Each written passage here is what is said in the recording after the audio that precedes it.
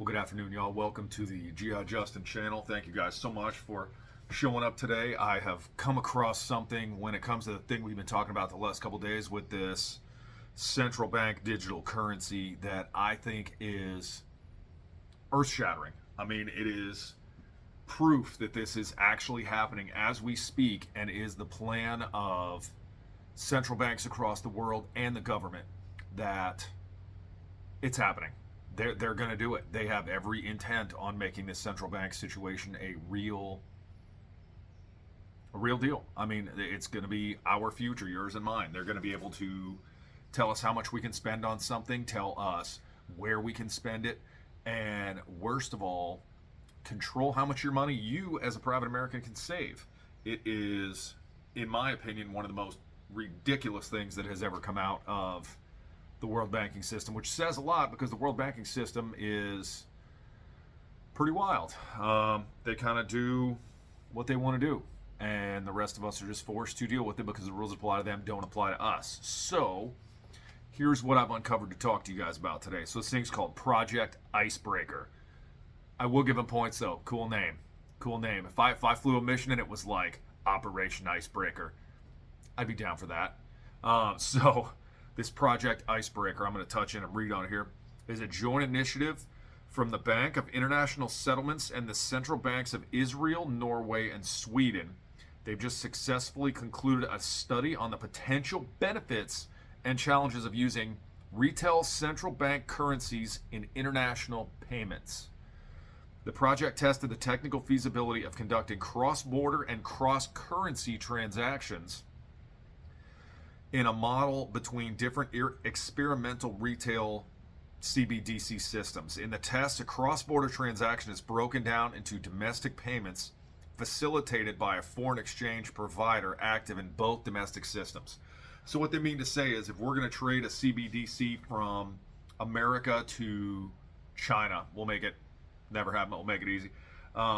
There will be a governing body whose job is to regulate between the two, to set up a means by which two different CBDC currencies can connect to each other and allow a payment to process in foreign country other than where the deal is being created.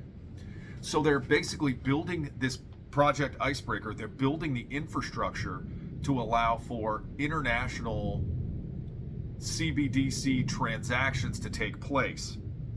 So the Icebreaker system implements the use of bridge currencies if transactions between two specific currencies are unavailable or not favorable, promoting competition among foreign exchange providers.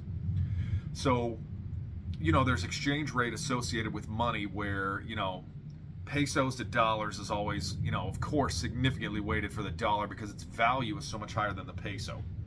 So what they're saying here in this next line is that they're going to have basically a bridge between the two to ensure the transaction takes place in the manner in which they want it to. So they're saying they can complete these cross-border transactions in seconds. The question I have is, what are the technical requirements going to be in the end of this, before any of the other questions, where how many of these banks are going to be, what is their cut percentage of this going to be? People don't make transactions for free. I mean, if you do banking of any kind, if you do online, retail, anything, there's always some sort of fee or situation connected to these, and who is that going to be and what do they get to do with it? I mean, on top of all these other CBDC questions, and I've done a couple of shows about the CBDC, and I'm going to tag the playlist right up here in the corner. And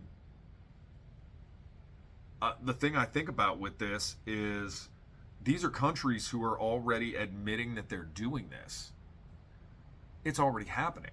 So the deputy governor for the Bank of Israel says there's still much work ahead for the Icebreaker model to become the global standard, but this successful project shows how important it is to us and the central banking community. They are dead set on making this CBD thing a reality, and the senior advisor for XRP, which is a very, very popular cryptocurrency, basically came out today with a bunch of information and kind of pulled the curtain back on how XRP is playing a role in CBDC.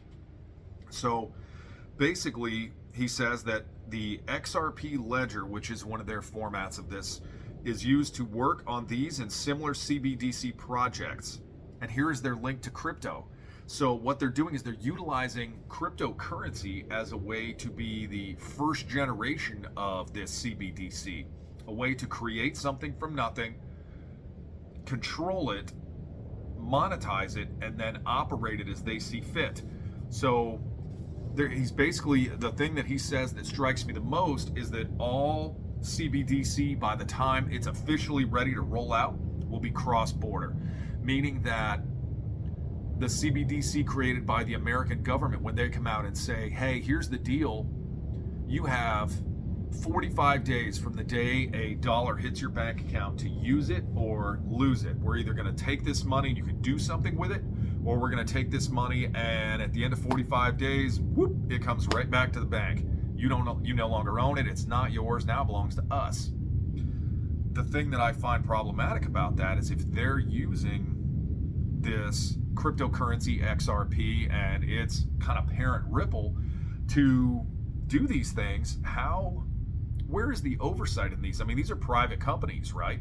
How are we as regular citizens going to have any control in this whatsoever? I mean, with, the bank that I have now, the bank account that you have, your money is your money. It stays in there and you do what you want to do with it. But what they're doing here is putting it in a position where not only can they control what you spend your money on, which we talked about in yesterday and 2 days ago episode, but they can also control internationally what you're spending your money on.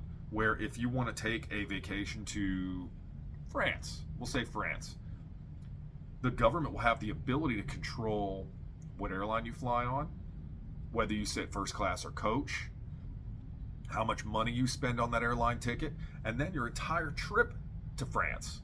They're going to be able to say, yeah, we allocate you $4,000 for food and travel. That's it. We see that you need to use your money. You have 11 days to use the rest. But for this thing, we're going to allow you this amount of money for your travel. And the good news is when you get to Paris, we already have you set up.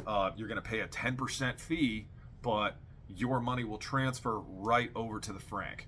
So don't even worry about, taking any money with you. We'll get it taken care of when you get there. You're just going to pay a nominal 10% fee to assure that, just to make it as smooth as possible for you. And that 10% will go 5% to the bank and 5% back to good old Uncle Sam, who's going to go ahead and redistribute that money as he sees fit. Because here we are, back in this redistribution of wealth, them controlling everything you're spending, them controlling all of your assets, and determining what you can do with them. And here's the perfect example of them making the next step. This Project Icebreaker is, I wouldn't even say it's a backdoor into CBDC. I think it is not just the front door, but it's also the driveway. Because once they can manage to internationalize, so to speak, which is not a word, I just made it one, now it's a word. International, is it a word?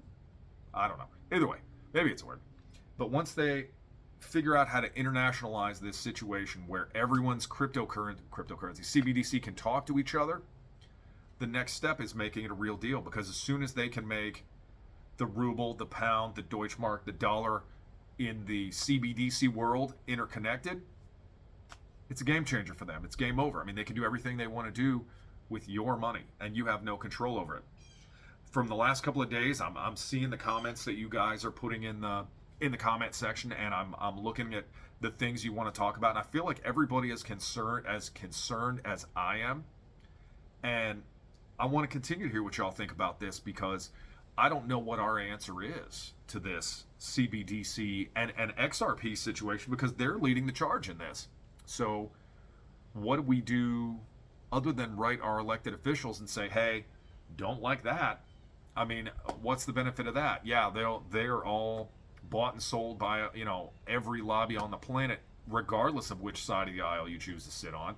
So if the banks, who have an amazingly powerful lobby, get together and say, yeah, we really want this to happen, guys. Remember, we helped you get elected, so we'll make our CBDC requirements on you pretty slim, but we're going to go ahead and need you to vote no. How's that going to play out? I don't see a way that it works well for us. So what do we do? That's what I want to ask y'all. I mean, aside from the obvious, which is pray for discernment for the United States and for the elected officials that we have, and continue to write our elected officials and tell them what we want to see happen. I mean, I don't know what other options we have available to us, and that's how I want to see what y'all think.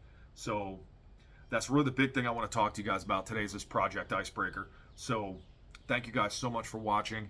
I'm not sure. I am not sure where we go from here. Hopefully this thing just blows past and doesn't become a real deal, but it's appearing that it's going to get worse. So thank you guys so much for watching. And if you're getting great stuff out of this content, there's going to be a little helicopter right down here in this corner with, that's actually me, if you didn't know that. But it's going to be my subscribe button. Just go ahead and hit that thing, and it really shows me what content you guys are liking that I'm making. So thank you guys so much for watching, and have an awesome day.